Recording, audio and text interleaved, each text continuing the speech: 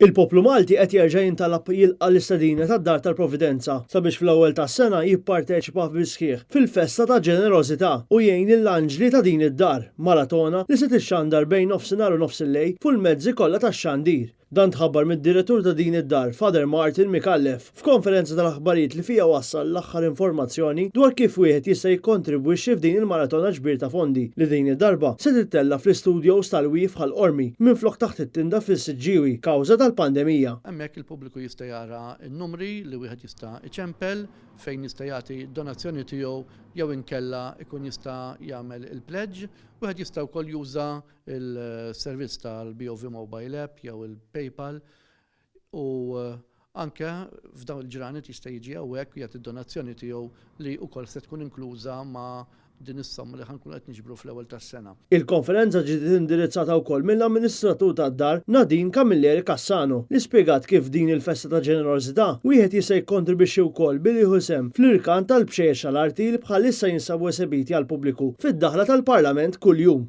Intant Father Martin elabora aktar dwar l-iskop li għalih se jkun qed jikkontribwixxi il-poplu Malti. Appuntament annwali għall-poplu Malti u Awċi biex nkunu nistgħu niġbru donazzjonijiet li d-dar tant għandha bżonn biex tkun tista' toffri servizzi residenzjali lil 115-il persuna li għandhom bżonn dan is-servizz, servizzi personalizzati, servizzi li jduru mal-bżonnijiet sħaħ tal-persuna.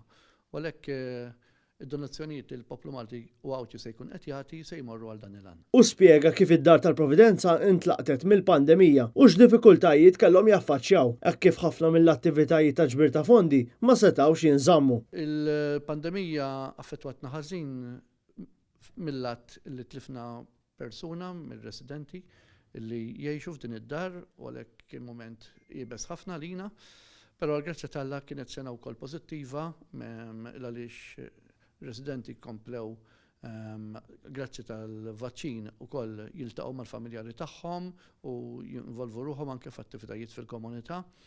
U dis-sena wkoll kif forsi il-pubbliku jaf, id-Dar tal-Providenza kienet onorata wkoll mill-Premju Ċittadin Ewropew mill-Parlament Ewropew li għalina kien ta' sodisfazzjon kbir. Għalhekk l-appuntament huwa l-ewwel ta' Jannar ta' sena ġdida sabiex il-poplu Malti u Awċi jsegwi din ix-xandira fuq Net Television u filwaqt li jgawdu mill-ispettaklu mħejji jagħti daqqatit mill-ftit li jista' lil din id-dar.